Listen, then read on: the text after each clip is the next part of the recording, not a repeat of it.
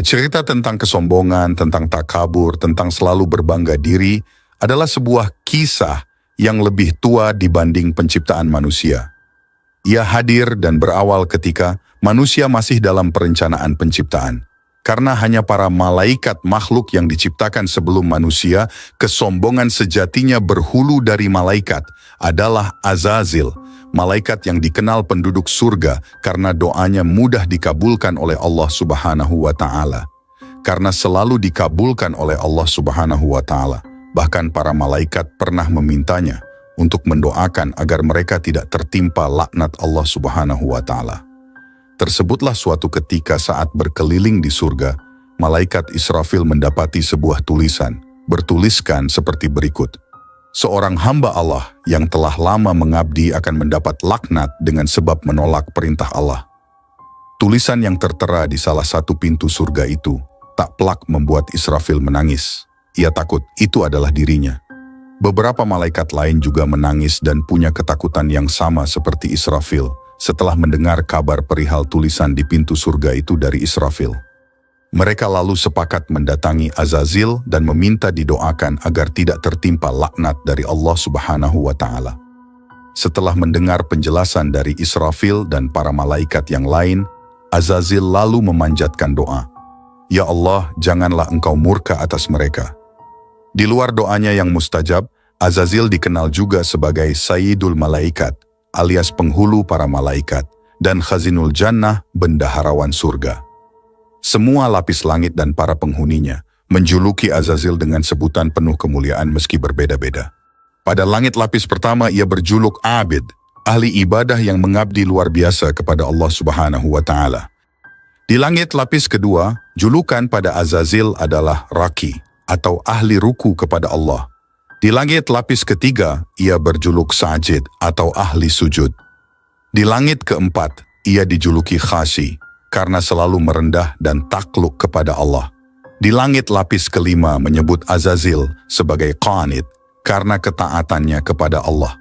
Di langit keenam gelar Mujtahid karena ia bersungguh-sungguh ketika beribadah kepada Allah Subhanahu wa Ta'ala.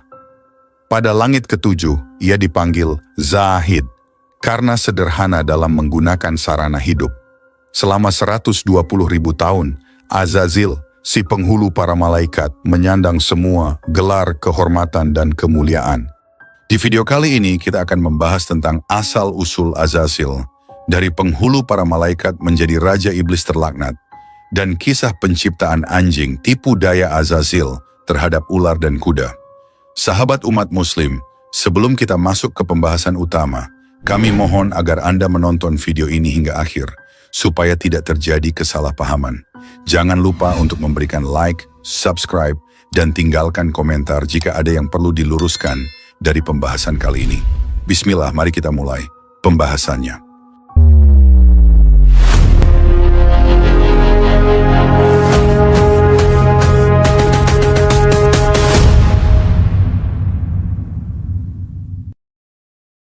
Ketika Allah Subhanahu wa Ta'ala hendak menciptakan Nabi Adam alaihissalam, suasana di langit sangatlah tenang namun penuh makna.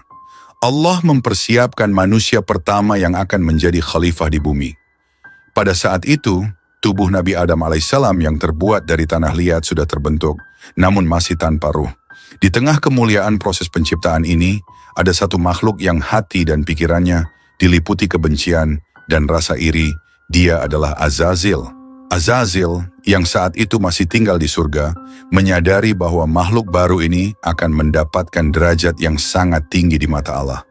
Bahkan lebih tinggi dari dirinya yang selama ini merasa paling mulia.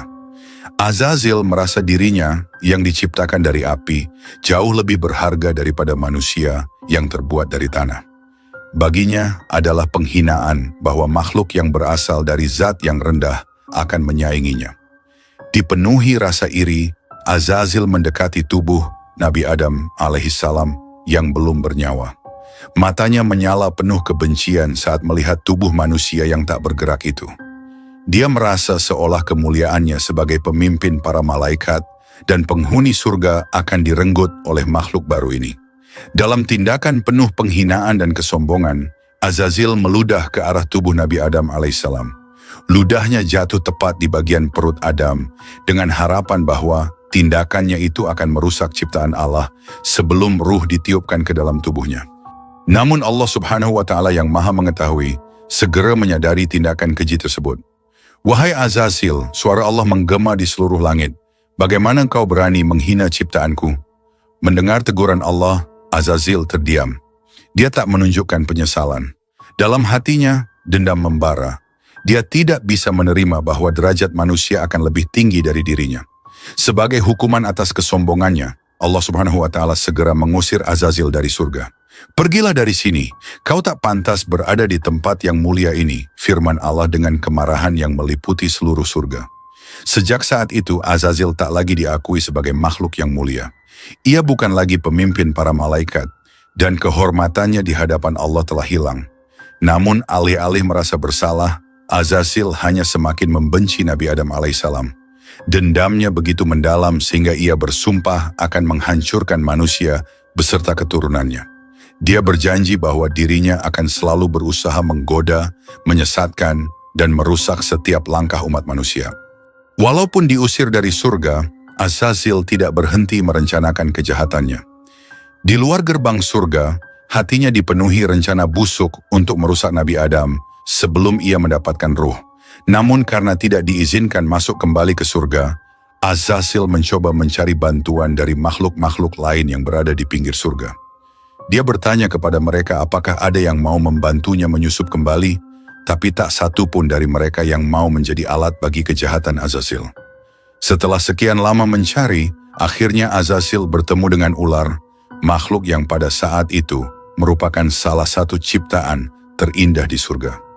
Ular memiliki tubuh yang anggun dengan 4 kaki yang kokoh, dan ia dapat terbang di udara dengan lemah gemulai, membuatnya dihormati oleh makhluk-makhluk lainnya. "Wahai ular," Azazil memulai dengan suaranya yang merayu, "kau begitu mulia dan dihormati di surga. Jika kau izinkan aku masuk ke dalam tubuhmu, aku akan memberikanmu kemuliaan yang lebih besar lagi. Izinkan aku masuk ke dalam mulutmu, dan aku akan menunjukkan sesuatu yang sangat penting di dalam surga." Dengan tipu dayanya, Azazil berhasil membujuk ular untuk menyembunyikannya di dalam mulutnya. Ular yang terhasut oleh janji Azazil setuju untuk membawanya masuk ke dalam surga tanpa menyadari konsekuensi besar yang akan ia hadapi. Begitu berhasil masuk kembali ke surga, Azazil melalui perantara mulut ular, menemui seekor kuda yang juga merupakan makhluk yang mulia di surga. Dengan licik, Azazil menabur kebencian di hati kuda, berkata, "Tahukah kau, wahai kuda, bahwa makhluk yang sedang Tuhanmu ciptakan ini, beserta seluruh keturunannya, akan menunggangi punggungmu dan keturunanmu selamanya?" Mendengar ini, kuda yang sebelumnya tenang menjadi marah besar. Pikirannya dibutakan oleh provokasi Azazil. Kuda segera bergerak menuju tubuh Nabi Adam alaihissalam yang masih berupa tanah liat, berniat untuk menginjaknya dan menghancurkan bentuknya sebelum ruh ditiupkan oleh Allah Subhanahu wa Ta'ala. Namun sekali lagi, Allah Subhanahu wa Ta'ala yang Maha Mengetahui dan Maha Melihat tidak membiarkan rencana jahat Azazil terwujud. Sebelum kuda berhasil mencapai tubuh Nabi Adam alaihissalam, Allah Subhanahu wa Ta'ala memerintahkan malaikat untuk mengambil bagian tubuh yang terkena ludah Azazil. Dari bagian itu, Allah menciptakan anjing. Anjing tersebut diciptakan untuk melindungi manusia, dan seketika ia mengusir kuda tersebut, melindungi tubuh Nabi Adam alaihissalam dari kerusakan. Dari sinilah asal usul kesetiaan anjing kepada manusia. Allah Subhanahu wa Ta'ala menciptakannya dari bagian tubuh Nabi Adam alaihissalam yang diselamatkan dari kejahatan Azazil, menjadikan anjing sebagai makhluk yang setia kepada manusia. Namun karena asal usul penciptaannya yang berasal dari ludah Azazil, anjing juga memiliki status najis dalam syariat Islam. Meskipun demikian, anjing tetap diciptakan dengan tugas yang mulia untuk menjaga manusia dari bahaya seperti yang telah ia lakukan sejak awal penciptaannya. Setelah mengetahui bahwa ular telah membantu Azazil masuk kembali ke surga, Allah Subhanahu wa Ta'ala pun menurunkan hukuman berat kepada ular. "Wahai ular, karena kau telah membantu musuhku, maka aku akan mencabut kehormatanmu di surga. Mulai hari ini, kau tidak lagi memiliki kaki yang kokoh, kau tidak lagi dapat terbang di udara, kau akan melata di atas perutmu selamanya." Sejak saat itu, ular kehilangan kakinya dan hanya bisa merayap di tanah sebagai pengingat atas pengkhianatannya. Tidak hanya itu, Allah juga membuat mulut ular berbisa sebagai tanda bahaya yang pernah ia sembunyikan di dalam tubuhnya. Azazil yang bersembunyi di dalam mulut ular juga menerima akibat dari tindakannya. Meskipun ia berhasil memprovokasi kuda dan berusaha merusak tubuh Nabi Adam alaihissalam, Allah Subhanahu wa Ta'ala menghentikan rencananya. Azazil akhirnya kembali diusir dari surga dan kebenciannya terhadap manusia semakin menjadi-jadi. Hingga tibalah ketika para malaikat melakukan musyawarah besar atas undangan Allah Subhanahu wa Ta'ala. Ketika itu, Allah, Zat, pemilik kemutlakan dan semua niat, mengutarakan maksud untuk menciptakan pemimpin di bumi. Sesungguhnya aku hendak menciptakan seorang khalifah, pemimpin di muka bumi. Begitulah firman Allah. Al-Quran Surah Al-Baqarah ayat 30. Semua malaikat hampir serentak menjawab mendengar kehendak Allah. Ya Allah, mengapa Engkau hendak menjadikan khalifah di muka bumi yang hanya akan membuat kerusakan dan menumpahkan darah di bumi, padahal kami senantiasa bertasbih dengan memuji Engkau dan menyucikan Engkau. Al-Quran Surah Al-Baqarah ayat 30. Allah Subhanahu wa Ta'ala menjawab kekhawatiran para malaikat dan meyakinkan bahwa sesungguhnya aku mengetahui apa yang tidak kamu ketahui. Al-Quran Surah Al-Baqarah ayat 30. Allah Subhanahu wa Ta'ala lalu menciptakan manusia pertama yang diberi nama Adam. Kepada para malaikat, Allah Subhanahu wa Ta'ala memperagakan kelebihan dan keistimewaan Adam yang menyebabkan para malaikat mengakui kelebihan Adam atas mereka.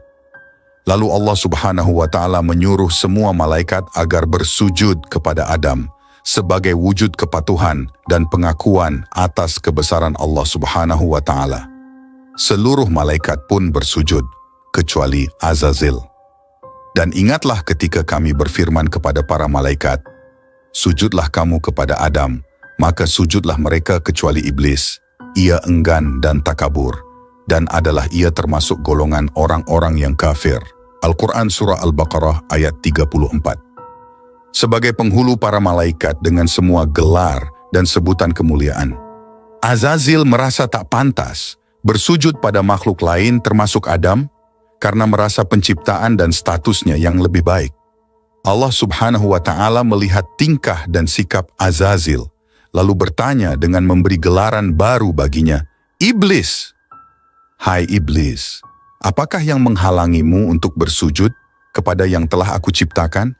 Apakah kamu menyombongkan diri, takabur? Ataukah kamu merasa termasuk makhluk-makhluk yang lebih tinggi?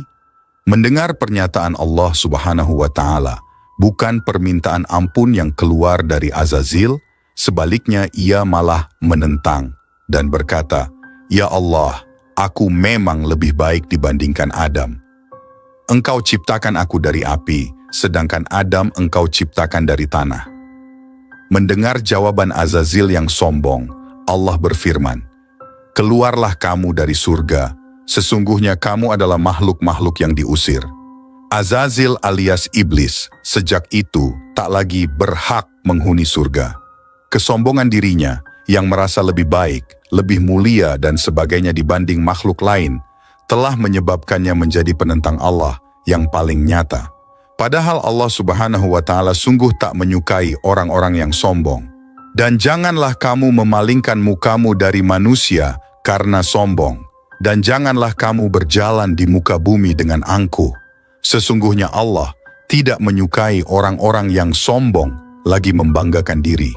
Dan sederhanakanlah kamu dalam berjalan dan lunakkanlah suaramu. Sesungguhnya seburuk-buruk suara ialah suara keledai.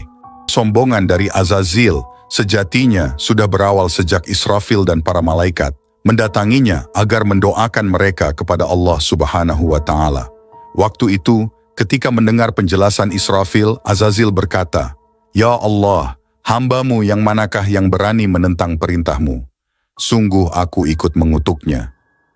Azazil lupa, dirinya adalah juga hamba Allah, dan tak menyadari bahwa kata hamba yang tertera pada tulisan di pintu surga bisa menimpa kepada siapa saja, termasuk dirinya. Lalu, demi mendengar ketetapan Allah, iblis bertambah nekat seraya meminta kepada Allah agar diberi dispensasi. Katanya, "Ya Allah, beri tangguhlah aku sampai mereka ditangguhkan." Allah Subhanahu wa Ta'ala bermurah hati, dan iblis mendapat apa yang dia minta, yaitu masa hidup panjang selama manusia masih hidup di permukaan bumi sebagai khalifah. Dasar iblis, Allah yang Maha Pemurah masih juga ditawar. Ia lantas bersumpah akan menyesatkan Adam dan anak cucunya, seluruhnya, kecuali hamba-hambamu yang mukhlis di antara mereka. Maka kata Allah, yang benar adalah sumpahku, dan hanya kebenaran itulah yang kukatakan. Sesungguhnya aku pasti akan memenuhi neraka jahanam dengan jenis dari golongan kamu dan orang-orang yang mengikutimu di antara mereka semuanya. Iblis berkata, "Karena engkau telah menghukumku tersesat, aku benar-benar akan menghalangi mereka dari jalan engkau yang lurus. Kemudian aku akan mendatangi mereka dari depan muka dan belakang mereka, dari kanan dan kiri mereka. Dan engkau tidak akan mendapati kebanyakan mereka bersyukur atau taat." Al-Quran Surah Al-A'raf ayat 16-17. Di dalam ayat ini Allah Subhanahu wa Ta'ala mengisahkan tentang iblis yang bersumpah untuk menyesatkan Bani Adam dari jalan yang lurus dengan sekuat tenaga, dengan berbagai cara, dan dari segala arah dengan berbagai taktik dan strategi. Ibnul Qayyim rahimakumullah dalam kitabnya Ighosatul Lahfan menjelaskan, jalan yang dilalui oleh insan ada 4, tidak lebih. Ia terkadang arah depan dan arah belakang. Di jalan manapun ia lalui, ia akan menjumpai setan yang mengintai. Bila menempuh jalan ketaatan, ia menjumpai setan siap menghalangi atau memperlambat laju jalannya. Bila ia menempuh jalur kemaksiatan, ia akan menjumpai setan siap mendukungnya. Syahqiq pernah berkata, "Tiada suatu pagi pun melainkan setan telah duduk mengintaiku dari 4 penjuru dari depan dan belakangku serta dari arah kanan dan kiriku." Ia pun berkata, "Jangan engkau takut karena Allah Subhanahu wa Ta'ala Maha Pengampun lagi Maha Penyayang, maka aku membaca. Dan sesungguhnya aku Maha Pengampun bagi orang yang bertaubat, beramal solih, kemudian tetap di jalan yang benar." Al-Quran Surah Taha ayat 82. Ketika iblis dilaknat Allah Subhanahu wa Ta'ala, kemudian Allah Subhanahu wa Ta'ala merubah mukanya dari aslinya yang sangat indah menjadi seperti babi hutan. Allah merubah kepalanya menjadi seperti kepala unta, dadanya seperti daging yang menonjol di atas punggung, wajah yang ada di antara dada dan kepala itu seperti wajah kera. Kedua matanya terbelah pada sepanjang permukaan wajahnya. Lubang hidungnya terbuka seperti cerek, kedua bibirnya seperti bibir lembu. Taringnya keluar seperti taring babi hutan, dan janggut terdapat sebanyak 7 helai. Setelah itu, Allah mengusirnya dari surga, bahkan dari langit, dari bumi, dan ke beberapa jazirah. Dia tidak akan masuk ke bumi, melainkan dengan cara sembunyi-sembunyi. Allah telah melaknatnya hingga hari kiamat kerana dia telah ingkar dan kufur. Walaupun sebelumnya iblis sangat indah rupawan, mempunyai 4 sayap, banyak ilmu, rajin ibadah, menjadi kebanggaan para malaikat, serta menjadi pemimpin para malaikat muqarrabin. Tetapi semua itu tidak menjadi jaminan sama sekali baginya. Allah Subhanahu wa Ta'ala telah melaknatnya hingga hari kiamat kerana dia telah ingkar dan kufur. Walaupun sebelumnya iblis sangat indah rupawan, mempunyai 4 sayap, banyak ilmu, rajin ibadah, menjadi kebanggaan para malaikat, serta menjadi pemimpin para malaikat muqarrabin, tetapi semua itu tidak menjadi jaminan sama sekali baginya. Ketika Allah Subhanahu wa Ta'ala membalas tipu daya iblis, maka menangislah malaikat Jibril dan Mikail. Lalu Allah Subhanahu wa Ta'ala berfirman, "Apakah yang membuat kamu menangis?"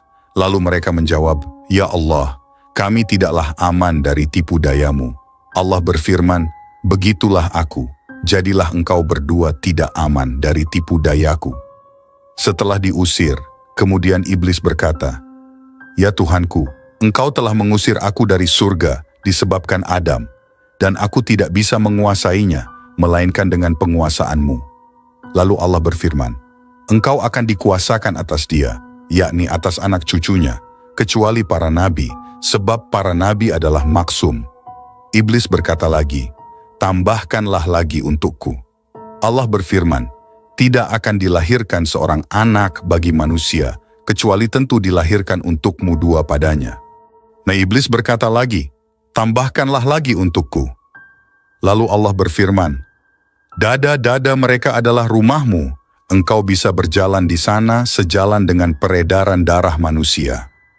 Iblis berkata lagi, tambahkanlah lagi untukku. Maka Allah berfirman, dan kerahkanlah terhadap mereka pasukan berkuda dan pasukan yang berjalan kaki.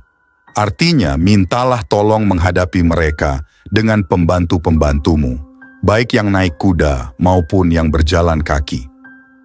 Dan berserikatlah dengan mereka pada harta, yaitu mendorong mereka mengusahakannya dan mengarahkannya ke jalan yang haram.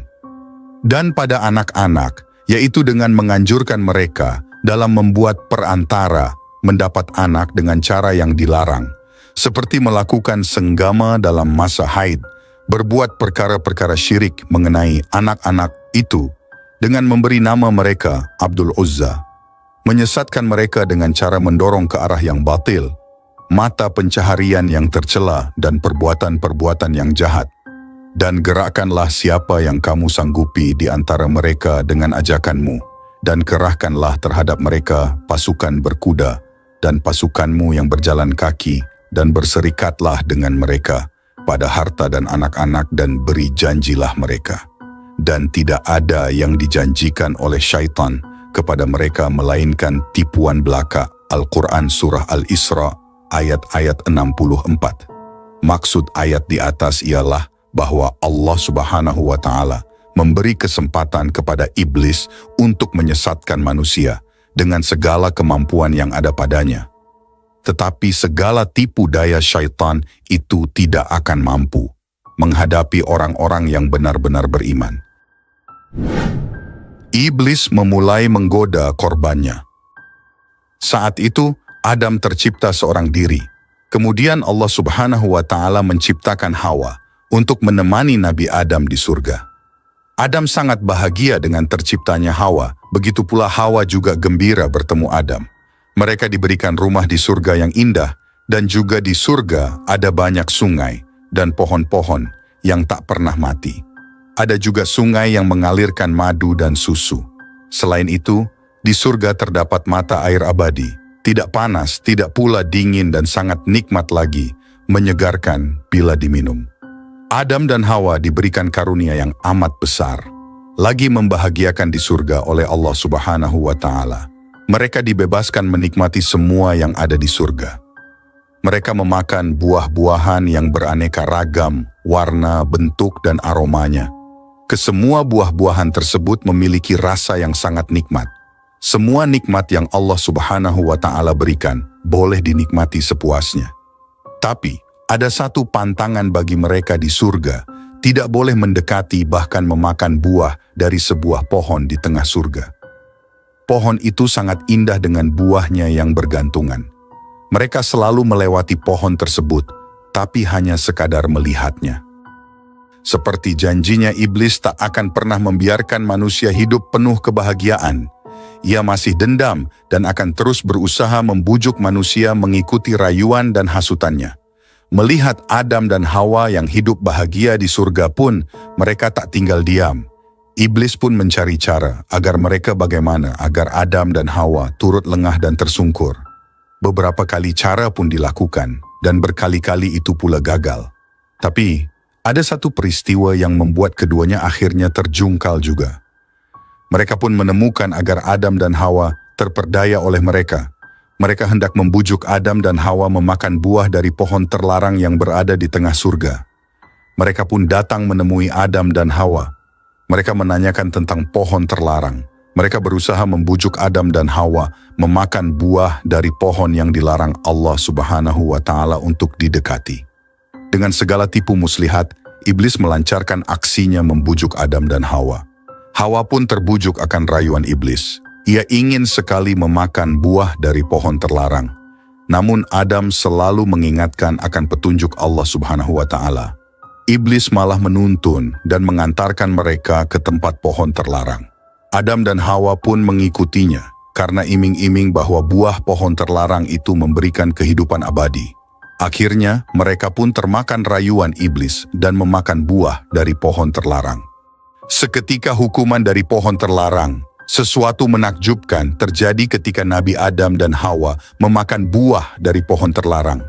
Tiba-tiba semua pakaian yang mereka kenakan hilang. Mereka telanjang bulat, aurat masing-masing pun terlihat. Mereka merasa malu, dan ketika melihat pohon ara dan pohon pisang yang berdaun lebar, mereka segera bersembunyi di baliknya. Mereka merasa menyesal, takut, dan malu atas perbuatan yang telah dilakukan. Mereka telah berbuat dosa dengan melanggar apa yang diperintahkan Allah Subhanahu wa Ta'ala. Mereka bersujud dan memohon ampunan. Mereka benar-benar menyesali perbuatannya. Tapi nasi telah menjadi bubur. Iblis sangat senang karena telah berhasil menyesatkan Adam dan Hawa. Allah Subhanahu wa Ta'ala Maha Pengampun atas segala dosa yang hambanya perbuat. Allah Subhanahu wa Ta'ala mengampuni dosa yang telah Adam dan Hawa lakukan. Namun, untuk menyucikan dosa yang telah mereka perbuat, Allah Subhanahu wa Ta'ala memerintahkan Adam dan Hawa turun ke bumi dan menjadi khalifah. Bersama dengan iblis, Adam dan Hawa pun turun ke muka bumi. Perseteruan manusia dan iblis terus berlanjut hingga kelak kiamat datang. Kisah Adam dan Hawa berkelana di bumi. Nabi Adam dan Hawa melanggar apa yang menjadi larangan Allah Subhanahu wa Ta'ala di surga, yakni makan buah dari pohon terlarang. Karenanya untuk menebus atau menyucikan diri dari dosa yang telah diperbuat, Adam dan Hawa diturunkan ke bumi. Sebagaimana mereka diciptakan oleh Allah Subhanahu wa Ta'ala untuk menjadi khalifah di muka bumi ini. Adam dan Hawa turun ke muka bumi bersama iblis juga. Adam turun di sebuah gunung, sedangkan Hawa turun di Bukit Marwah, Makkah, dan iblis turun di lembah garam, Basrah dekat perairan Teluk. Jauh sebelum mereka turun ke bumi, sudah terdapat kehidupan, baik hewan-hewan maupun tumbuh-tumbuhan. Adam bersujud dan mohon ampun tiada henti sesampainya di bumi. Meskipun telah berbuat dosa, Adam dan Hawa mendapatkan ampunan Allah Subhanahu wa Ta'ala. Allah Subhanahu wa Ta'ala mengirim Adam ke muka bumi ini untuk menguji dirinya. Apakah Adam mengikuti dan menyembah Allah Subhanahu wa Ta'ala? Atau malah justru ia berpaling terhadap perintah Allah Subhanahu wa Ta'ala, atau lebih mengikuti iblis. Adam teringat akan istrinya. Mereka turun ke bumi ini terpisah jarak yang jauh. Ia sangat ingin bertemu dengan orang yang ia cintai, namun ia tak tahu di mana keberadaan istrinya, Hawa. Ia juga tak tahu harus melangkahkan kaki kemana untuk mencari Hawa. Meskipun begitu, ia pun berjalan menyusuri bumi ini untuk mencari keberadaan Hawa. Malaikat turun ke bumi dan mengatakan kepada Adam, Hawa ada di suatu tempat yang jauh di bumi. Ia sedang menunggumu. Ia sendirian. Ia sedang mencarimu. Jika engkau mengikuti jalan ini, maka engkau akan menemukannya. Adam pun segera berangkat mengikuti apa yang dikatakan malaikat. Ia diliputi perasaan penuh harap agar dapat bertemu istrinya lagi. Ia berangkat mencari istrinya dengan telanjang kaki, tanpa alas. Ia berjalan bermil-mil jauhnya. Saat ia lapar, ia makan dari tumbuh-tumbuhan liar. Ketika hari mulai menjadi gelap, ia mencari tempat yang aman untuk beristirahat. Kala itu, hewan-hewan buas masihlah amat banyak. Adam menempuh perjalanan selama berhari-hari. Siang dan malam ia terus berusaha sekuat tenaga berjalan untuk mencari istrinya. Hingga akhirnya ia telah sampai di Mekah. Ia merasakan bahwa di tempat inilah atau di bukit inilah nantinya ia akan bertemu dengan Hawa. Di sisi lain, Hawa juga sedang menunggu kedatangan Adam. Namun, ia juga tak tinggal diam begitu saja. Ia juga berusaha untuk mencari Adam. Ia pergi ke puncak-puncak bukit, berharap melihat atau menemukan Adam. Namun, ia tak melihat keberadaan Adam. Ia mendaki terus dan terus, dari bukit satu ke bukit lainnya. Suatu hari ketika Hawa berada di suatu puncak sebuah bukit, ia melihat dengan amat jeli ke sana dan kemari. Ia melihat ada seseorang datang sedang menuju ke arahnya. Hawa tahu bahwa itu adalah Adam, meskipun nampak dari kejauhan. Segera ia menuruni bukit dan berlari menuju ke arah orang tersebut. Ia merasa bahagia dan penuh harap dapat bertemu dengan Adam. Pertemuan yang diharapkan dan dinanti pun terjadi. Adam dan Hawa bertemu di suatu tempat yang teduh dari sebuah bukit. Adam dan Hawa menangis karena bahagia bisa bertemu dengan orang yang dicintai. Mereka pun tak lupa bersyukur kepada Allah Subhanahu wa Ta'ala karena telah mempertemukan mereka kembali. Kehidupan di muka bumi tak seperti kehidupan di surga. Jika di surga tak ada siang dan malam, tak ada binatang buas, tak ada pergantian musim, itu semua memang hanya ada di bumi. Lalu Adam dan istri memilih suatu daerah nan indah guna mereka tinggali. Tumbuh-tumbuhan dan buah-buahan sembarang macam tumbuh di tempat tersebut. Kini, Adam harus bekerja untuk keberlangsungan hidup mereka. Mereka tinggal di dalam gua sebelum mereka membangun pondok kayu. Adam bekerja keras sampai dirinya merasa lelah. Adam dan Hawa juga menanam benih, memanen, menggiling, dan membuat adonan serta memanggang 2 roti untuk mereka makan. Waktu terus berlalu hingga suatu hari, Hawa melahirkan 2 bayi laki-laki dan 2 bayi perempuan. Penduduk bumi pun bertambah dan genap menjadi 6 orang. Adam dan Hawa hidup bahagia bersama putra dan putrinya.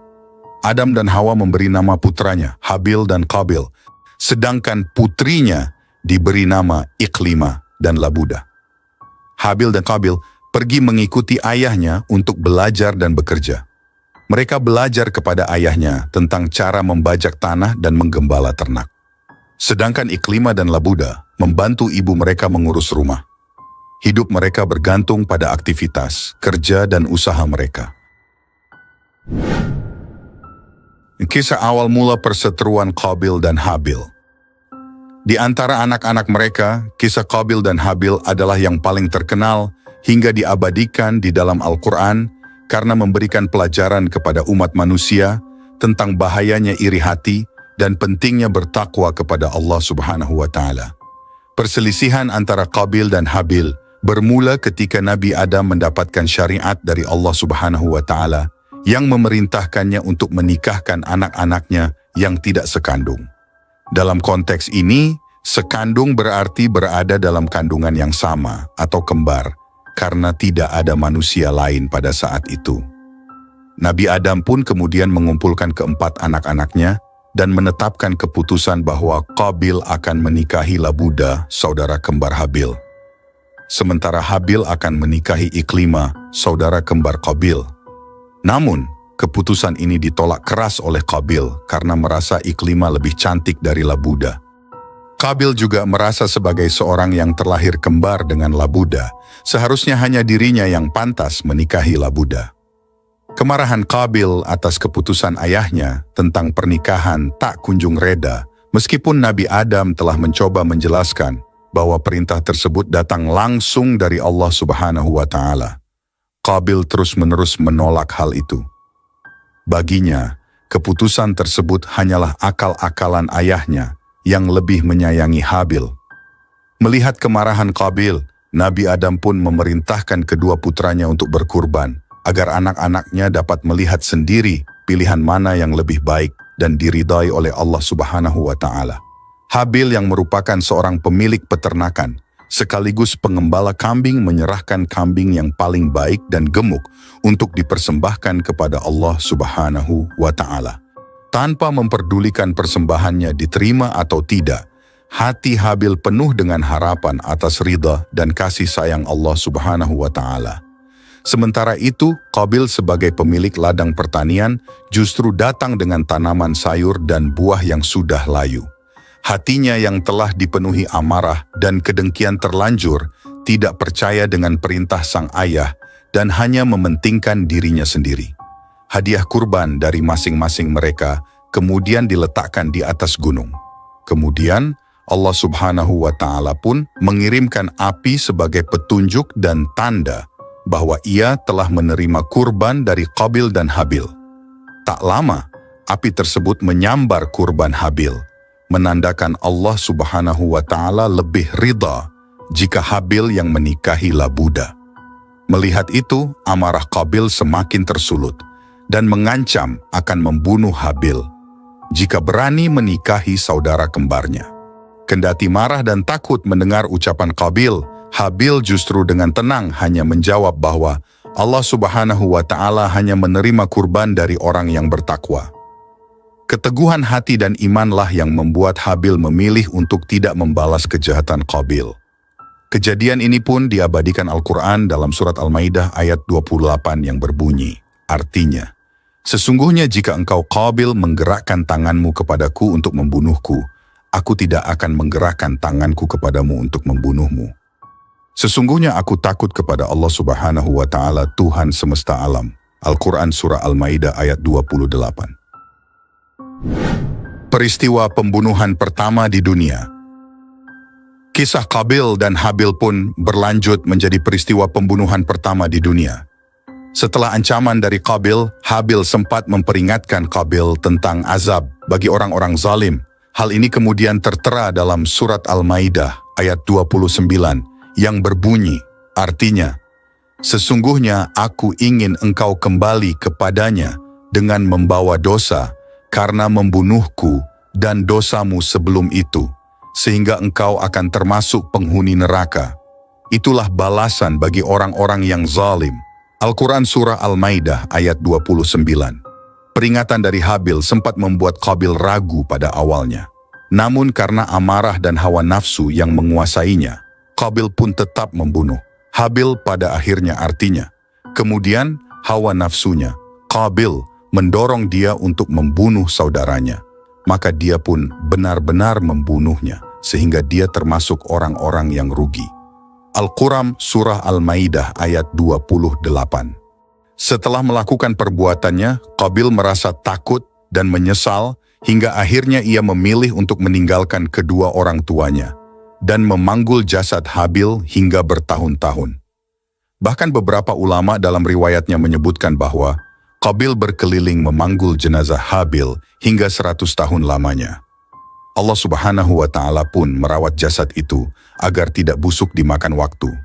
Bertahun-tahun membawa jenazah adiknya dengan perasaan bingung dan menyesal. Akhirnya Allah Subhanahu wa Ta'ala mengirimkan 2 burung gagak yang bertengkar di hadapan Qabil. Salah satu burung gagak itu pun kemudian mati, dan burung gagak lainnya menggali tanah untuk mengubur gagak yang sudah mati. Melihat hal itu, Qabil lantas merasa malu dan menyesal atas tindakannya terhadap jenazah saudaranya selama ini. Artinya, kemudian Allah Subhanahu wa Ta'ala mengirim seekor burung gagak untuk menggali tanah supaya dia memperlihatkan kepadanya, Qabil, bagaimana cara mengubur mayat saudaranya. Qabil berkata, celakalah aku. Mengapa aku tidak mampu berbuat seperti burung gagak ini sehingga aku dapat mengubur mayat saudaraku? Maka jadilah dia termasuk orang-orang yang menyesal. Al-Quran surah Al-Maidah 31. Kisah Qabil dan Habil ini pun juga akhirnya menjadi cikal bakal umat muslim dalam menguburkan jenazah. Turunnya larangan membunuh sesama. Dari kisah Qabil dan Habil, kita akhirnya dapat mengetahui bahwa hasad atau iri hati dapat menggelapkan mata manusia dan membawa malapetaka.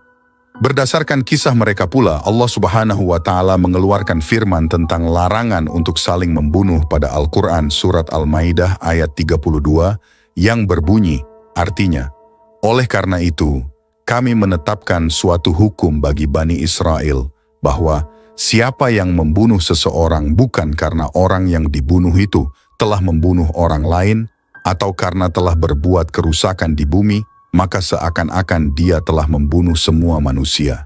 Sebaliknya, siapa yang memelihara kehidupan seorang manusia, dia seakan-akan telah memelihara kehidupan semua manusia. Sungguh, Rasul-Rasul kami benar-benar telah datang kepada mereka dengan membawa keterangan-keterangan yang jelas. Kemudian, sesungguhnya banyak di antara mereka setelah itu melampaui batas di bumi. Al-Quran surah Al-Maidah 32. Hari itu matahari terbenam dengan lambat di cakrawala, memancarkan cahaya kemerahan yang melukis langit. Suara angin yang berhembus lembut di antara pepohonan terdengar seperti bisikan lembut yang mengantarkan kabar dari alam semesta. Di sebuah tempat yang penuh kedamaian, di antara keluarga dan keturunannya yang begitu banyak, terbaringlah seorang lelaki agung. Wajahnya tampak tenang, namun tanda-tanda kelelahan terlihat jelas di wajahnya yang sudah menghabiskan 1000 tahun menjalani kehidupan sebagai manusia pertama yang diciptakan Allah Subhanahu wa Ta'ala, Nabi Adam alaihissalam. Nabi Adam alaihissalam terbaring sakit selama beberapa hari, tubuhnya semakin melemah. Usianya kurang lebih 1000 tahun, menjadi saksi atas perjalanannya sebagai bapa seluruh umat manusia, menyaksikan keturunannya tumbuh dan berkembang menjadi jumlah yang begitu besar, seperti yang pernah dijanjikan Allah Subhanahu wa Ta'ala. Namun bagaimanapun besarnya kecintaan Nabi Adam alaihissalam kepada anak-anak dan cucunya, rasa rindu kepada Rabb-Nya semakin kuat saat hari-hari terakhirnya mendekat. Nabi Adam alaihissalam tahu bahwa tidak lama lagi malaikat maut akan datang menjemputnya. Pada hari Jumat yang penuh berkah, ia memanggil putra kesayangannya, Shits, yang telah dipercayakan sebagai pengganti Habil yang telah wafat bertahun-tahun sebelumnya. Nama Shits, yang berarti pemberian dari Allah, merupakan tanda dari rahmat-Nya yang menggantikan rasa sedih yang mendalam akibat kematian Habil di tangan saudaranya Qabil.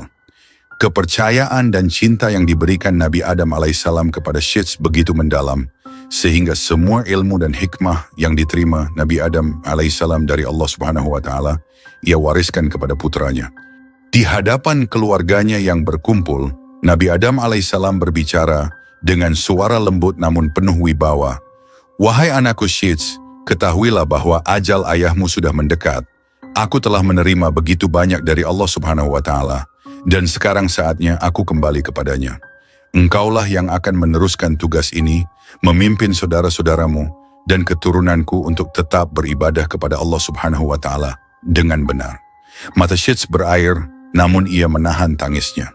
Sebagai seorang lelaki yang telah dibekali dengan ilmu dan kebijaksanaan, ia tahu bahwa amanah ini sangat berat.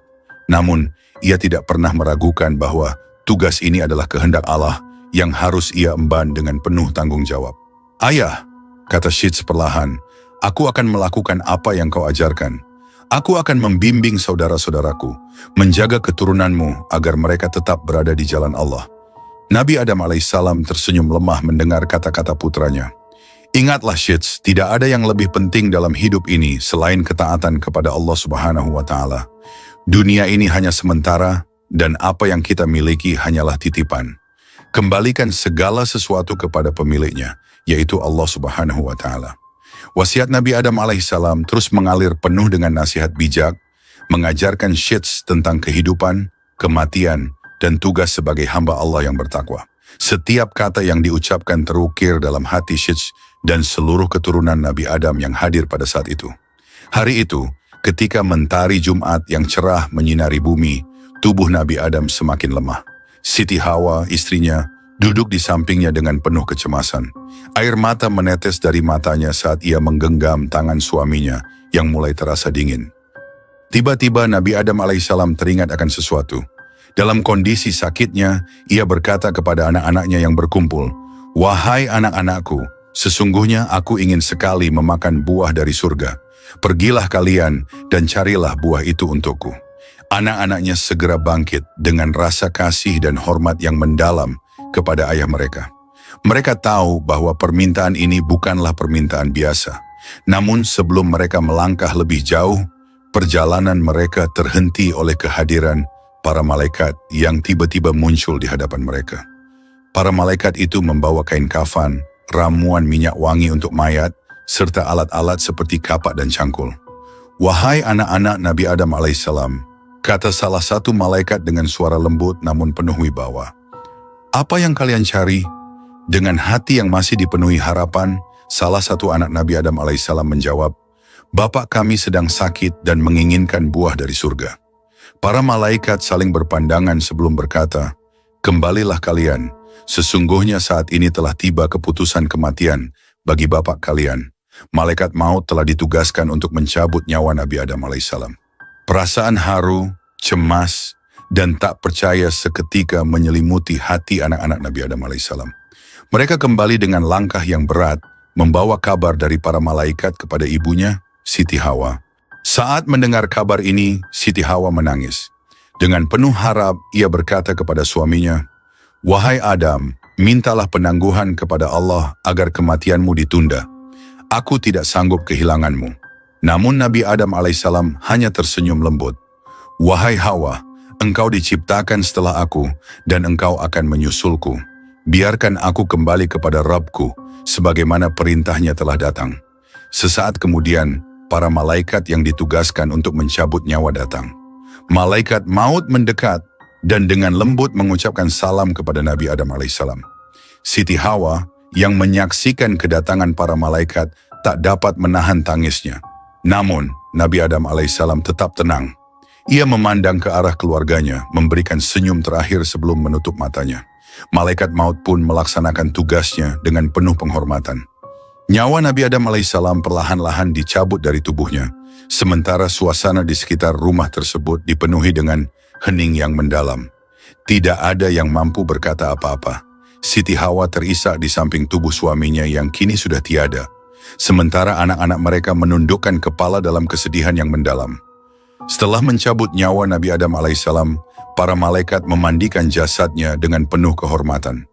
Mereka mengkafani tubuhnya, mengoleskan ramuan minyak wangi, dan menggali kuburnya. Para malaikat kemudian menyalatkan Nabi Adam alaihissalam, menguburkannya dengan penuh kehormatan, dan menutup liang lahatnya dengan tanah yang rata. Ketika proses penguburan selesai, salah satu malaikat berdiri dan berkata kepada keturunan Nabi Adam alaihissalam, "Wahai anak-anak Adam, inilah tuntunan bagi kalian saat ada di antara kalian yang meninggal dunia. Begitulah cara kalian harus merawat orang yang telah wafat, sebagaimana kami telah merawat ayah kalian." Kata-kata tersebut menjadi pedoman bagi seluruh umat manusia. Sejak saat itu, cara pemakaman yang diajarkan oleh para malaikat kepada keturunan Nabi Adam alaihissalam menjadi tradisi yang terus dijalankan hingga hari ini. Di video selanjutnya kita akan membahas Nabi Syits alaihissalam sebagai penerus Nabi Adam alaihissalam.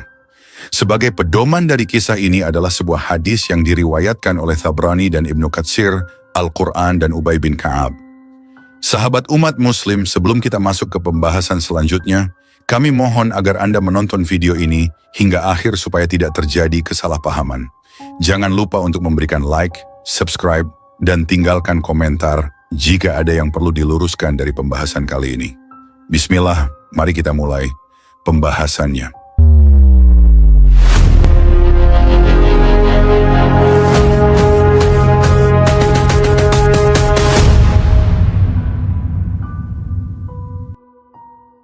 Kisah Nabi Syits alaihissalam merupakan sebuah perjalanan inspiratif yang mengandung berbagai hikmah dan pelajaran yang mendalam bagi umat manusia. Ia adalah salah satu putra Nabi Adam alaihissalam dan Siti Hawa yang ditugaskan untuk meneruskan misi kenabian setelah ayahnya wafat. Nabi Syits dikenal sebagai seorang yang cerdas, penuh takwa, serta patuh kepada Allah Subhanahu wa Ta'ala, dan kisah hidupnya menawarkan banyak teladan bagi kita. Nabi Syits lahir setelah peristiwa tragis pembunuhan Habil oleh saudaranya, Qabil. Peristiwa ini sangat mengguncang Nabi Adam alaihissalam. Setelah kehilangan putranya yang taat, Adam terjatuh dalam duka mendalam. Habil adalah anak yang saleh, penuh dengan kebaikan, dan merupakan salah satu harapan Adam untuk meneruskan ajaran kebaikan di bumi. Namun takdir Allah menentukan lain, dan Habil harus meninggalkan dunia karena rasa iri dan dengki yang menguasai hati Qabil. Selama setahun penuh, Nabi Adam alaihissalam tenggelam dalam kesedihan. Beliau tidak tertawa, bahkan berusaha menjauh dari Hawa, sang istri tercinta. Perasaan kehilangan begitu mendalam hingga seakan-akan Adam tak lagi bisa merasakan kebahagiaan di dunia ini. Namun Allah Subhanahu wa Ta'ala dengan segala kasih sayangnya tidak membiarkan hambanya berada dalam kesedihan berkepanjangan. Allah Subhanahu wa Ta'ala kemudian memberikan kabar gembira kepada Nabi Adam. Allah berfirman kepada Adam bahwa dari garis keturunannya akan lahir seorang anak yang akan menjadi pengganti Habil, seorang anak yang dipercaya dan akan menjadi nabi setelah dirinya. Anak ini akan menjadi pemimpin yang kuat dan teguh di jalan Allah Subhanahu wa Ta'ala. Nabi Adam diberi perintah untuk memberi nama anak ini dengan nama Syits, yang dalam bahasa Suryani berarti hamba Allah. Ketika Siti Hawa mengandung Nabi Syitsa alaihissalam, dia merasakan suatu keajaiban.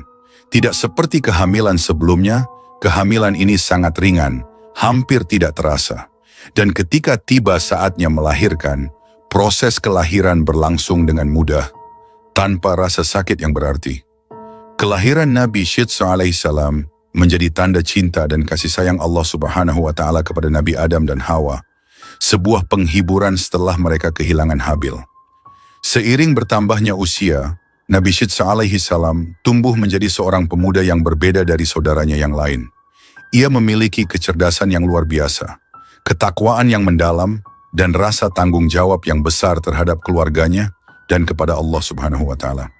Karena kelebihan-kelebihan inilah, Nabi Syitsa alaihissalam akhirnya dipilih oleh Allah untuk meneruskan tugas kenabian dari ayahnya. Ketika Nabi Adam alaihissalam mulai merasakan tanda-tanda ajalnya mendekat, ia memberikan berbagai wasiat penting kepada Nabi Syitsa alaihissalam. Sebagai putra yang paling dapat dipercaya, Nabi Syitsa alaihissalam menjadi pewaris dari segala ilmu dan hikmah yang telah diajarkan oleh Allah kepada Nabi Adam. Di antaranya adalah ilmu tentang ibadah, aturan kehidupan, dan pengetahuan tentang alam semesta. Nabi Adam alaihissalam juga memberikan Nabi Syitsa alaihissalam sebuah tali sutra yang istimewa yang diturunkan dari surga. Tali ini mengandung gambaran tentang para nabi dan orang-orang yang akan berkuasa di bumi setelah mereka. Di dalam tali tersebut terdapat rahasia besar yang hanya bisa dipahami oleh seorang nabi. Selain itu, Nabi Adam juga mewariskan tabut, sebuah peti yang berisi suhuf atau lembaran-lembaran wahyu yang diturunkan kepada Nabi Adam. Suhuf ini memuat aturan-aturan hidup yang harus dipegang oleh umat manusia. Namun, ada satu wasiat khusus yang Nabi Adam berikan kepada Nabi Syitsa alaihissalam, yaitu agar ia menyimpan rapat-rapat semua rahasia ini dari saudaranya yang penuh dengki, Qabil. Qabil yang telah melakukan dosa besar dengan membunuh Habil tidak boleh mengetahui bahwa Nabi Syitsa alaihissalam adalah penerus kenabian. Wasiat ini diucapkan oleh Adam dengan rasa cemas, karena Qabil masih dipenuhi oleh rasa iri dan amarah, dan Nabi Adam alaihissalam takut jika Qabil akan mengulangi perbuatannya yang keji. Nabi Adam alaihissalam juga berpesan agar Nabi Syitsa alaihissalam senantiasa memerangi kejahatan yang dilakukan oleh Qabil dan keturunannya. Ia menegaskan bahwa Allah akan selalu berada di pihak yang benar, dan bahwa kebenaran akan selalu mengalahkan kezaliman, meski Qabil dan para pengikutnya tampak kuat. Salah satu amanah terpenting yang diterima Nabi Syitsa alaihissalam dari ayahnya adalah untuk menjaga Nur Muhammad, cahaya kenabian yang kelak akan menjadi sumber kebesaran Rasulullah Shallallahu Alaihi Wasallam. Cahaya ini adalah esensi spiritual yang telah diturunkan dari generasi ke generasi, dimulai dari Nabi Adam alaihissalam dan kemudian diwariskan kepada Syits sebagai penjaga berikutnya. Dalam percakapan terakhirnya dengan Nabi Syitsa alaihissalam, Nabi Adam alaihissalam mengungkapkan pentingnya tugas ini. Wahai anakku, engkau adalah pewaris amanah yang agung. Cahaya ini yang kau lihat adalah Nur Muhammad. Jagalah ia dengan segenap hatimu, karena dari cahayanya akan lahir Nabi terakhir yang akan membawa risalah untuk seluruh umat manusia. Dialah yang akan membawa kebenaran terakhir sebelum hari kiamat. Mendengar wasiat ayahnya, Nabi Syitsa alaihissalam pun dengan penuh keimanan dan takwa menerima tugas ini. Selama hidupnya, Nabi Syitsa alaihissalam menjaga Nur Muhammad dengan penuh tanggung jawab, memastikan bahwa cahaya ini tetap suci dan tidak tersentuh oleh kejahatan. Pada masa Nabi Syitsa alaihissalam, manusia masih bisa melihat jin dan setan. Dunia gaib dan dunia nyata begitu berdekatan, seolah tidak ada batas di antara keduanya. Jin seringkali berkeliaran di antara manusia, menggoda dan menakut-nakuti mereka, dan terkadang bahkan menyerang mereka secara fisik. Ketakutan akan dunia gaib begitu besar, hingga umat manusia selalu hidup dalam ketegangan. Nabi Syitsa alaihissalam melihat bagaimana kehadiran jin yang bebas berkeliaran mulai mengganggu kesejahteraan umat manusia. Allah Subhanahu wa Ta'ala kemudian menurunkan perintah kepadanya untuk memisahkan dunia manusia dari dunia jin, menciptakan batas antara kedua alam yang selama ini saling bersinggungan. Inilah misi yang kemudian dikenal sebagai risalah terbesar Nabi Syitsa alaihissalam untuk memisahkan dua dunia tersebut agar manusia dapat hidup dengan tenang dan beribadah kepada Allah Subhanahu wa Ta'ala tanpa gangguan dari jin. Nabi Syed alaihissalam mulai berdakwah dan menyampaikan risalah Allah kepada umatnya. Ia mengajarkan keimanan, ketakwaan, dan cara-cara untuk melindungi diri dari godaan jin dan setan. Selain itu, Nabi Syed alaihissalam juga melakukan perjalanan ke berbagai wilayah, termasuk pulau-pulau yang jauh, untuk memastikan bahwa risalah ini sampai kepada semua umat manusia. Dalam salah satu perjalanannya, Nabi Syed alaihissalam tiba di sebuah pulau yang dihuni oleh suku yang sangat dipengaruhi oleh kehadiran jin. Suku tersebut telah hidup dalam ketakutan selama berabad-abad karena jin seringkali muncul dan menguasai kehidupan mereka. Mereka meminta tolong kepada Nabi Syed alaihissalam untuk menyelamatkan mereka dari cengkraman jin. Dengan kekuatan yang diberikan oleh Allah Subhanahu wa Ta'ala, Nabi Syed alaihissalam berdoa dan memohon kepadanya agar batas antara dunia manusia dan jin segera ditegakkan. Dalam sekejap, doa Nabi Syed alaihissalam dikabulkan. Allah Subhanahu wa Ta'ala menciptakan tabir tak terlihat yang memisahkan dunia manusia dan jin, membuat mereka tidak lagi dapat saling melihat dan berinteraksi dengan mudah seperti sebelumnya. Sejak saat itu, manusia tidak lagi bisa melihat jin, dan jin pun tidak lagi dapat mengganggu kehidupan manusia seperti dulu. Di tengah perjuangan Nabi Syed alaihissalam menyebarkan risalahnya, ada satu ancaman yang terus mengintai Qabil. Qabil yang telah membunuh saudaranya Habil karena rasa iri dan dengki, masih hidup dan menyimpan dendam kepada keluarga Nabi Adam alaihissalam, terutama kepada Nabi Syed alaihissalam. Qabil yang semakin tenggelam dalam dosa dan kemarahan, terus melakukan berbagai tindakan kejahatan dan kekufuran. Nabi Adam alaihissalam sebelum wafat telah berpesan kepada Nabi Syed alaihissalam untuk waspada terhadap Qabil dan memerintahkan untuk memeranginya jika diperlukan. Wahai anakku, kata Nabi Adam alaihissalam kepada Nabi Syed alaihissalam, Qabil telah menjadi musuh bagi kebenaran. Allah Subhanahu wa Ta'ala telah menjadikanmu sebagai pemimpin umat manusia setelahku, dan engkau harus melindungi mereka dari kejahatan Qabil dan pengikutnya. Qabil yang didorong oleh kekuatan jin dan setan, mulai mengumpulkan pengikutnya dan merencanakan serangan terhadap Nabi Syed alaihissalam dan umatnya. Dia merasa bahwa Nabi Syed alaihissalam telah mengambil tempat yang seharusnya menjadi miliknya, dan dia bertekad untuk menghancurkan Nabi Syed alaihissalam. Dalam pertempuran yang epik, Nabi Syed alaihissalam memimpin umatnya melawan pasukan Qabil. Dengan keyakinan dan iman yang teguh, Nabi Syed alaihissalam berjuang di garis depan, mengangkat panji keimanan dan memohon pertolongan Allah Subhanahu wa Ta'ala. Allah Subhanahu wa Ta'ala yang maha melihat dan maha penolong memberikan kekuatan kepada Nabi Syed alaihissalam dan umatnya untuk mengalahkan Qabil. Dalam peperangan yang berlangsung, Qabil dan pasukannya kalah telak. Nabi Syed alaihissalam dengan pertolongan Allah Subhanahu wa Ta'ala berhasil menawan Qabil. Qabil dibelenggu dan dihukum di sebuah tempat yang sangat panas hingga ia meninggal dunia. Dengan berakhirnya hidup Qabil, berakhirlah salah satu babak gelap dalam sejarah manusia. Namun peperangan ini juga menjadi pengingat bahwa kejahatan seberapapun kuatnya pada akhirnya akan kalah di hadapan kebenaran. Pertempuran tersebut menjadi simbol kemenangan kebenaran atas kejahatan, iman atas kekufuran. Qabil yang selama ini dikuasai oleh rasa dengki dan kemarahan akhirnya tewas di medan perang. Kekalahan Qabil menandai berakhirnya ancaman besar bagi umat manusia, dan Nabi Syed alaihissalam kembali memimpin umatnya dalam kedamaian dan keimanan.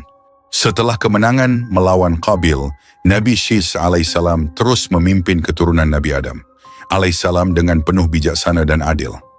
Nabi Syed alaihissalam mengajarkan berbagai ilmu kepada anak cucunya, termasuk ilmu falak, pertanian, dan cara hidup yang sesuai dengan syariat Allah Subhanahu wa Ta'ala. Di bawah bimbingan Nabi Syed alaihissalam, umat manusia pada masa itu hidup dalam kedamaian dan ketentraman. Mereka menghormati ajaran-ajaran Allah Subhanahu wa Ta'ala dan menjalani kehidupan yang harmonis dengan alam. Selain itu, Nabi Syed alaihissalam juga mengajarkan tentang waktu-waktu ibadah yang harus dijalani setiap hari. Ia menjelaskan pentingnya menjaga hubungan dengan Allah Subhanahu wa Ta'ala melalui ibadah, dan bahwa semua makhluk hidup di bumi ini diciptakan untuk beribadah kepadanya. Sebagaimana ayahnya, Nabi Syed alaihissalam pun mengetahui bahwa masanya di dunia tidak akan berlangsung selamanya. Ketika usianya mulai lanjut, Nabi Syeds alaihissalam mulai mempersiapkan generasi berikutnya untuk meneruskan tugas kenabian. Seperti halnya Nabi Adam alaihissalam yang memberikan wasiat kepada Nabi Syeds alaihissalam, kini giliran Nabi Syeds alaihissalam yang memberikan wasiat kepada keturunannya. Nabi Syeds alaihissalam mengumpulkan anak-anaknya dan menyampaikan pesan-pesan penting yang telah diajarkan oleh Allah Subhanahu wa Ta'ala dan ayahnya.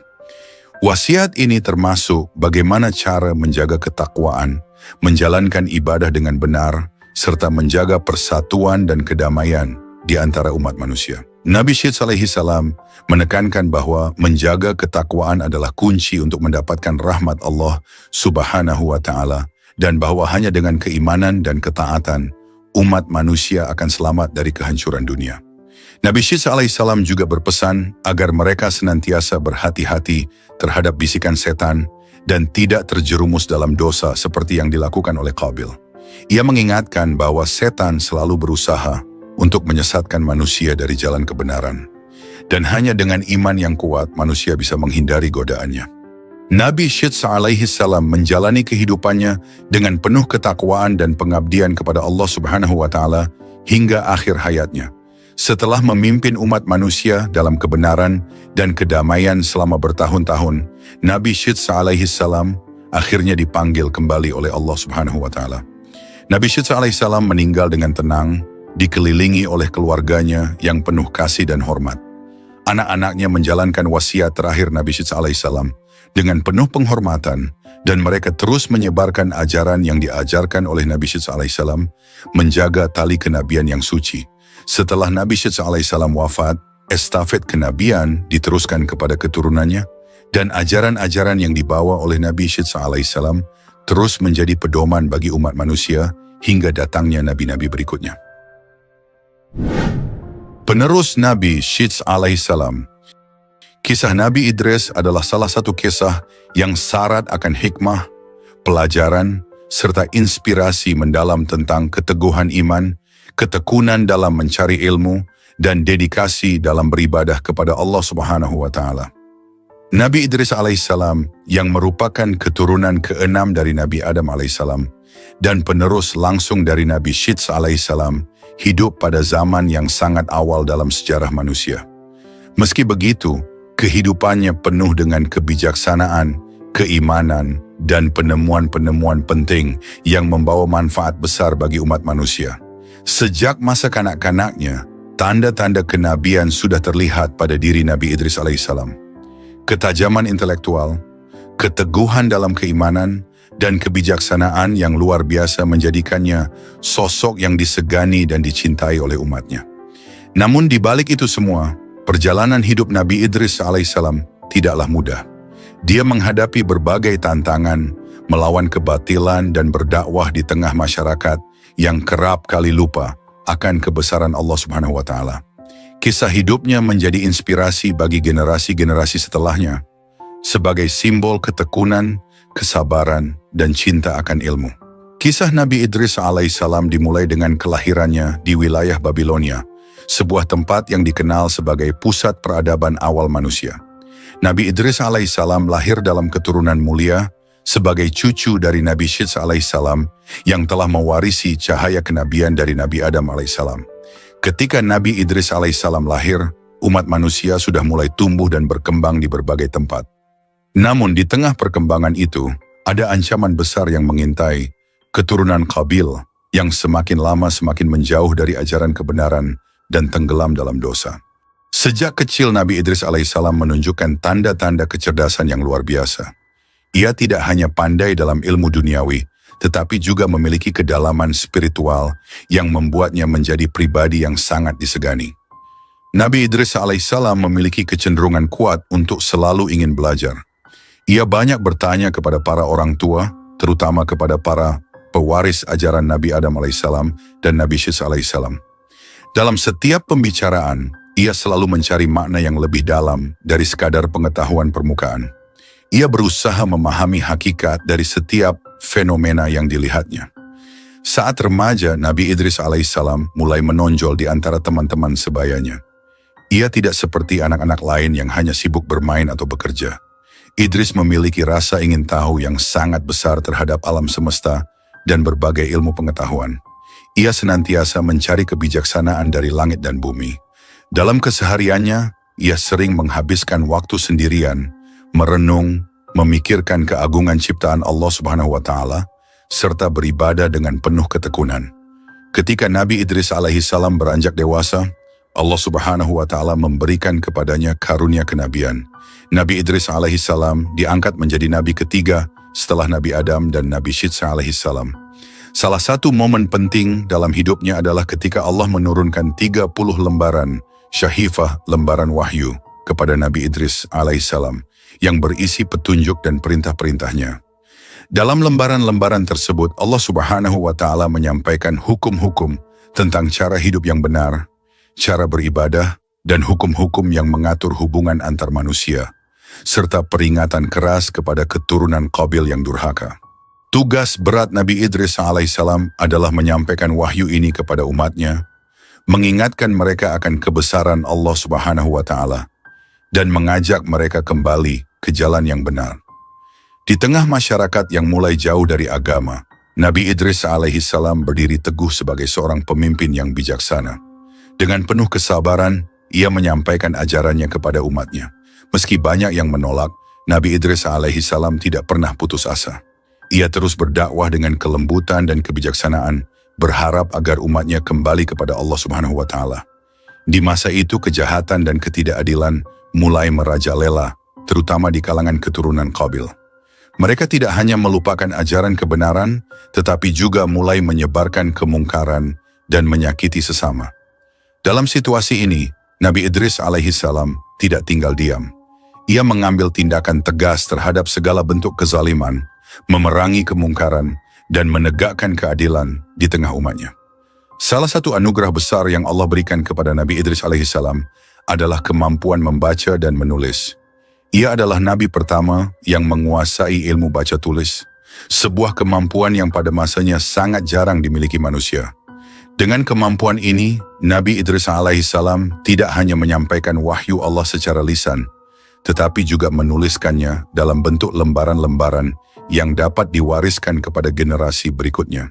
Melalui kemampuannya dalam baca tulis, Nabi Idris alaihissalam juga mencatat berbagai ilmu pengetahuan yang ia dapatkan dari Allah Subhanahu wa Ta'ala.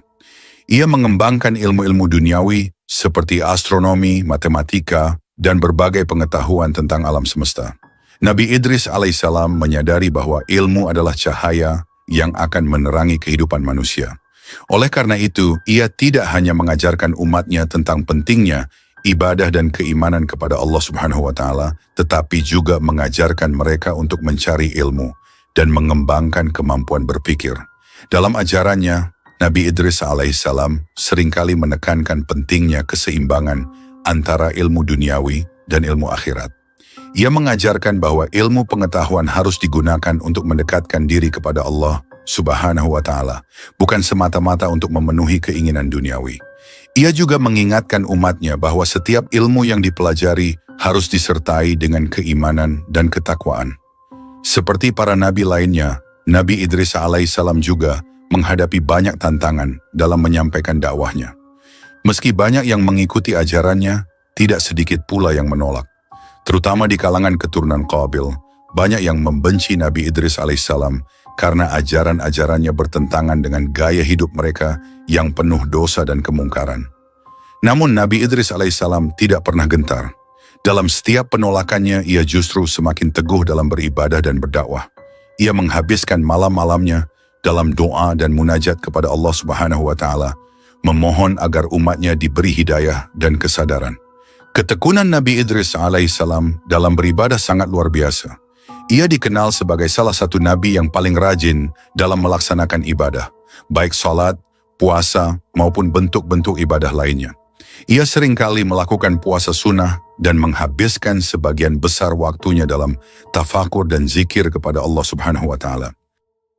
Tidak hanya itu, Nabi Idris alaihissalam juga dikenal sangat tegas terhadap kezaliman dan ketidakadilan. Di tengah masyarakat yang mulai dilanda kemerosotan moral, Nabi Idris alaihissalam berdiri sebagai pilar keadilan. Ia selalu membela mereka yang lemah dan tertindas, dan tidak pernah ragu untuk melawan kezaliman, meski itu berarti harus berhadapan dengan para penguasa zalim. Salah satu kisah yang terkenal adalah ketika Nabi Idris alaihissalam menghadapi seorang raja zalim yang menindas rakyatnya. Raja tersebut menolak ajaran Nabi Idris alaihissalam dan bahkan mengancam akan membunuhnya jika tidak berhenti berdakwah. Namun dengan keberanian dan keyakinan yang kuat, Nabi Idris alaihissalam tetap berdakwah dan mengingatkan sang raja tentang akibat buruk dari kezaliman. Pada akhirnya Allah Subhanahu wa Ta'ala menunjukkan kekuasaannya dengan menurunkan azab kepada raja zalim tersebut, dan rakyat pun kembali kepada jalan yang benar. Nabi Idris alaihissalam adalah salah satu nabi yang dikenal memiliki pengetahuan yang sangat luas dalam berbagai bidang, termasuk astronomi. Dalam sejarah peradaban manusia, Nabi Idris alaihissalam dianggap sebagai orang pertama yang mempelajari dan memahami ilmu tentang pergerakan benda-benda langit. Dengan kebijaksanaannya, Idris mengamati bintang-bintang, planet, dan siklus alam semesta secara mendalam. Ia mencatat pola pergerakan matahari, bulan, dan bintang-bintang, yang pada akhirnya menjadi fondasi bagi ilmu astronomi di masa-masa yang akan datang. Ilmu astronomi yang dia kuasai tidak hanya berhenti pada sekadar pengamatan. Nabi Idris alaihissalam menggunakan pengetahuannya untuk membantu masyarakat dalam menentukan waktu-waktu penting, seperti musim bercocok tanam, waktu panen, dan saat terbaik untuk melakukan perjalanan laut. Dalam masyarakat pada masanya, memahami pergerakan bintang sangat penting untuk navigasi, terutama bagi para pelaut yang bergantung pada bintang-bintang sebagai penunjuk arah di malam hari.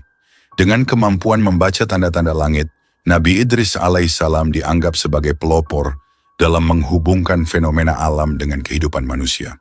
Ilmu yang ia wariskan menjadi cikal bakal perkembangan astronomi modern dan memberikan inspirasi bagi generasi-generasi ilmuwan setelahnya.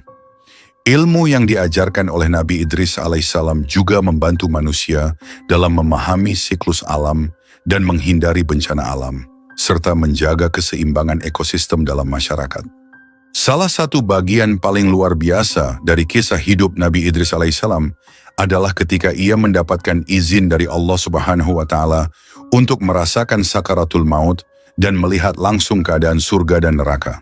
Nabi Idris alaihissalam dengan rasa penasaran yang mendalam terhadap takdir manusia setelah mati, meminta malaikat Israel untuk mencabut nyawanya sementara agar ia bisa merasakan proses kematian. Allah mengabulkan permintaan ini dan Nabi Idris alaihissalam merasakan betapa menyakitkannya sakaratul maut, memberikan pemahaman yang mendalam tentang keagungan Allah dan akhir kehidupan manusia. Setelah itu Nabi Idris alaihissalam dibangkitkan kembali oleh izin Allah Subhanahu wa Ta'ala. Ia kemudian meminta untuk melihat surga dan neraka agar bisa memberikan gambaran nyata kepada umatnya tentang kehidupan setelah kematian.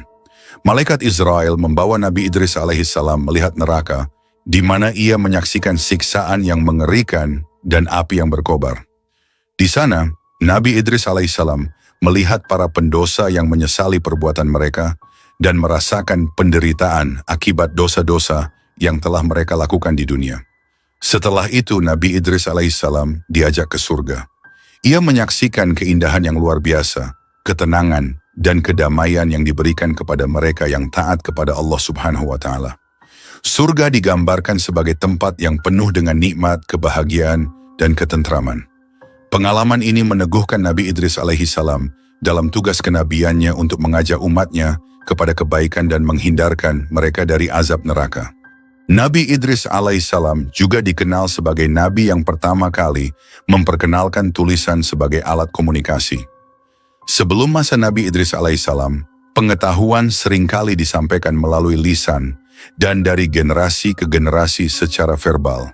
Namun Nabi Idris alaihissalam memperkenalkan penulisan sebagai cara untuk mendokumentasikan ilmu, ajaran, dan petunjuk dari Allah Subhanahu wa Ta'ala.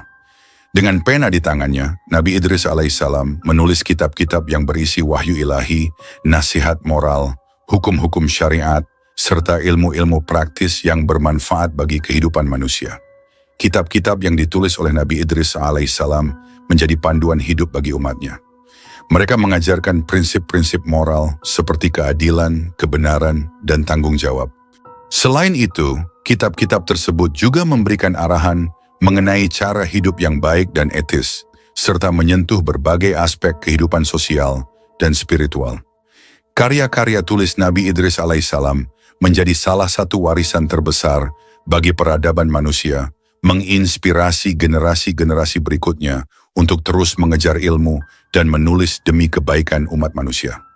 Selain pengetahuan dalam bidang astronomi dan menulis, Nabi Idris alaihissalam juga dikenal sebagai orang pertama yang mengajarkan seni menjahit kepada umat manusia. Sebelum masa Nabi Idris alaihissalam, manusia terbiasa menggunakan kulit binatang sebagai pakaian untuk melindungi diri dari cuaca ekstrim.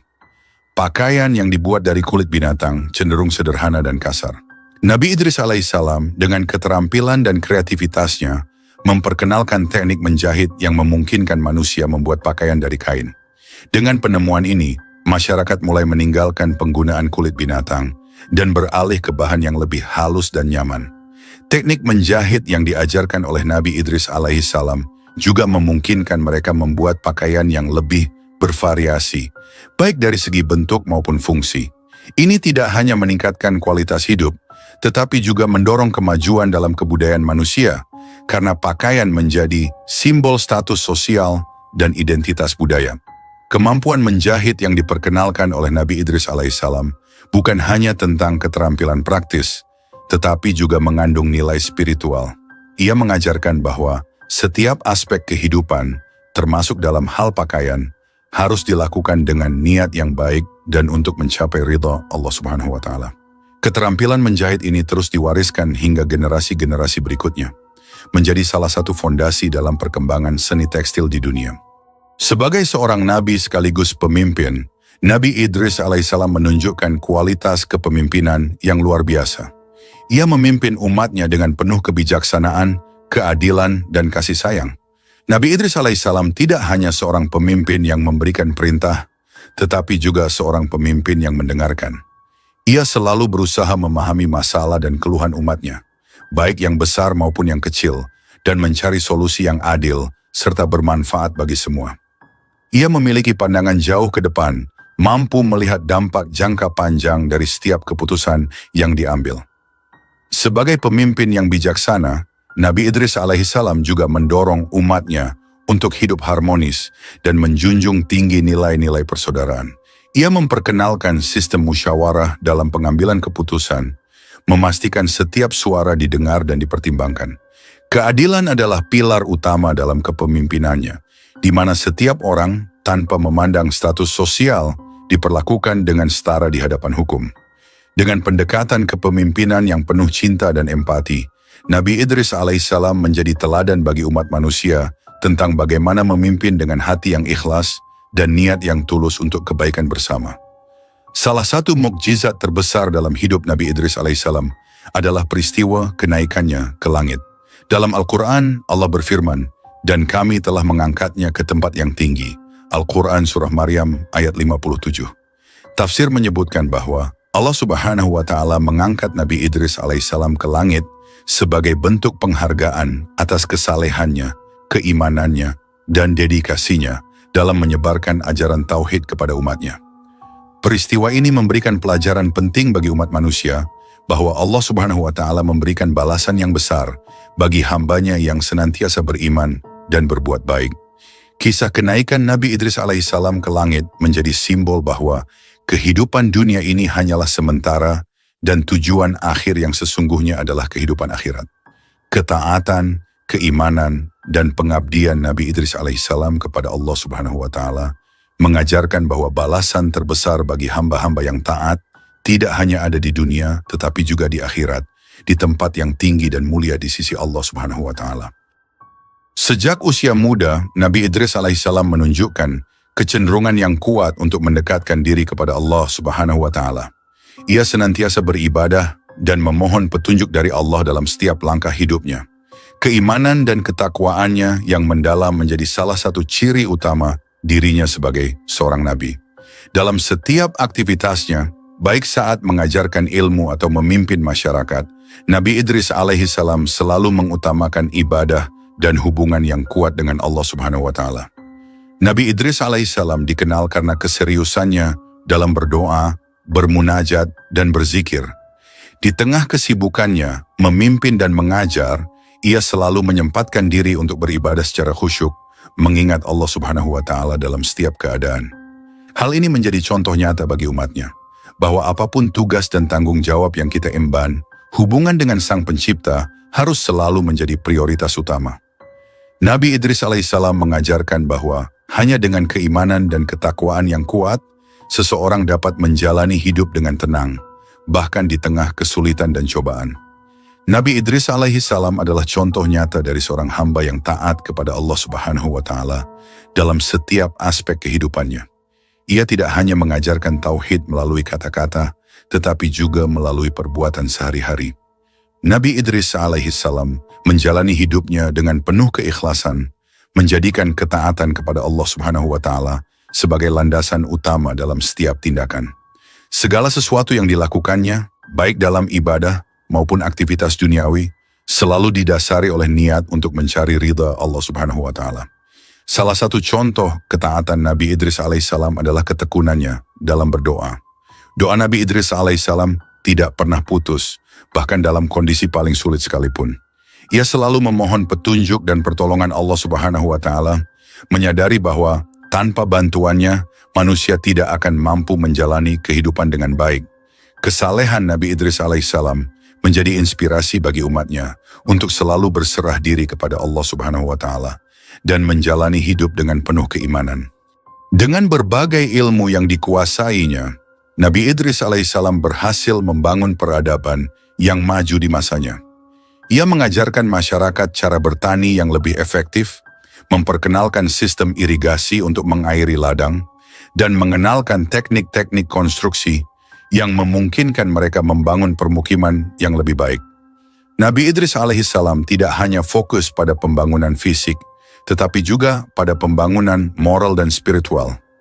Ia mendorong masyarakatnya untuk hidup dalam perdamaian dan saling tolong-menolong, mengajarkan nilai-nilai keadilan, kejujuran, dan persaudaraan.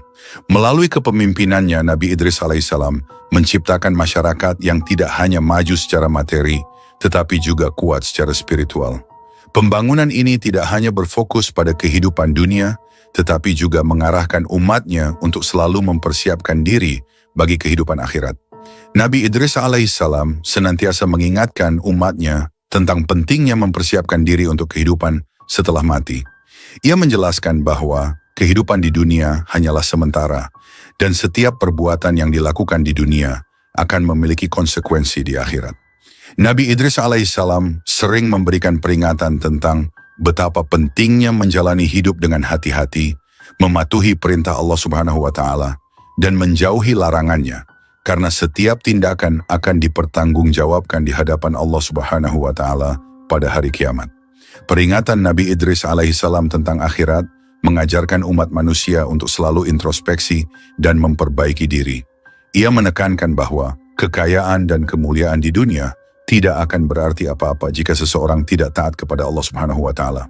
Hanya iman dan amal saleh yang akan menjadi penyelamat di akhirat. Kisah wafatnya Nabi Adam alaihissalam telah kita sampaikan. Dilanjutkan dengan kisah Nabi Syidz alaihissalam dan Nabi Idris alaihissalam. Sampai di sini kita akhiri dulu kisah ini. Namun kelanjutannya akan membawa kita ke perjalanan Nabi Nuh alaihissalam. Untuk sahabat umat muslim yang ingin menyaksikan kisah Nabi Nuh alaihissalam, video lengkapnya sudah tersedia di channel umat muslim. Atau apakah sahabat lebih suka jika kisah Nabi Nuh alaihissalam ini dibuat ulang dengan narasi dan visual yang lebih baru? Silakan tuliskan saran-saran kalian di kolom komentar. Jangan lupa untuk like, subscribe, dan terus dukung channel umat muslim agar semakin banyak yang mendapatkan manfaat. Terima kasih dan akhir kata, wassalamualaikum warahmatullahi wabarakatuh.